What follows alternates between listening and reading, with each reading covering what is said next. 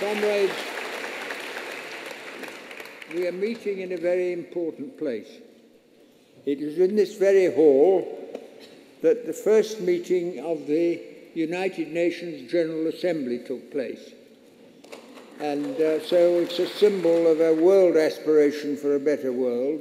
And in the summer of 1945, when I was 18, I think, sitting up in the gallery there on the evening that Clement Attlee came forward as the first day that he was Prime Minister. And it's a day I've never forgotten, because it was a gathering rather like today, only we had just had this big victory, and it was a very, very big event.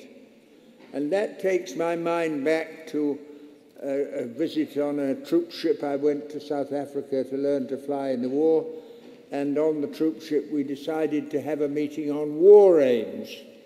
And I was sent to see the officer in command of troops. I was a private and he was a colonel. And I said to him, we want to have a meeting on war aims. And he said, no politics in it, Ben, is there? So I said, oh no, and we had the most wonderful political meeting. But there was a guy there who spoke, and I don't know his name, but I've never forgotten it. He said in the 30s there was mass unemployment. But he said in wartime, we don't have unemployment. If you can have full employment killing Germans, why can't you have full employment building hospitals, building schools, recruiting teachers? And that was what that revolution was about. And the reason I mention all this is not just to take you back, but because we are defending the gains that were made in 45, and we are defending them against a government that is determined to destroy those gains and replace our society back with the system we had in the 1920s and 30s. And I do not believe this is a protest movement. I've given up protest, because protest means you just stand in the corner and say, I disagree.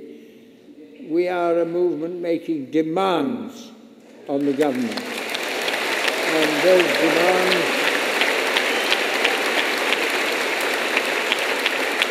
we're saying, the most powerful political word in language that I know is no. We're saying to the government, no, we will not accept the cuts in benefits. We will not accept the privatisation of the NHS. We will not accept the sell-off of the post office. We will not accept the cuts in benefits and income and jobs and housing.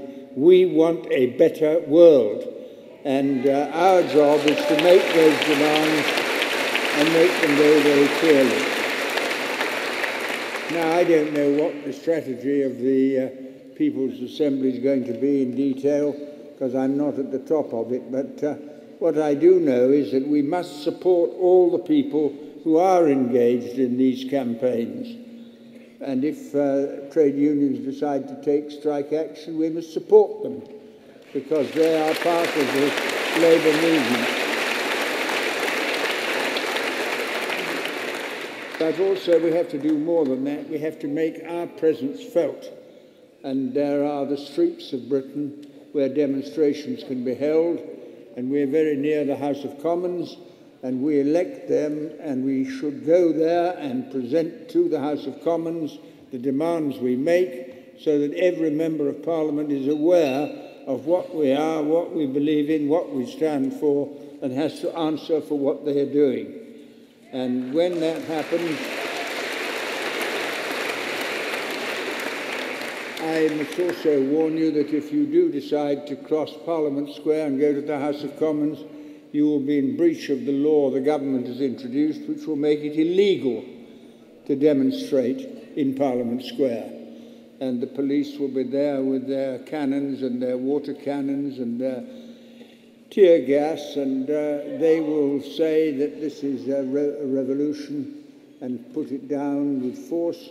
And that is when we shall see scenes not very dissimilar from the ones we've been seeing in Ankara and in Bolivia and all over the world, where people do rise and make their demands to the government of the day. So we need a lot of strength in this. This is not an easy thing we're taking on. we're taking on a very powerful government which has a very clear idea of what it wants to do, and we have a very clear idea that we don't accept it.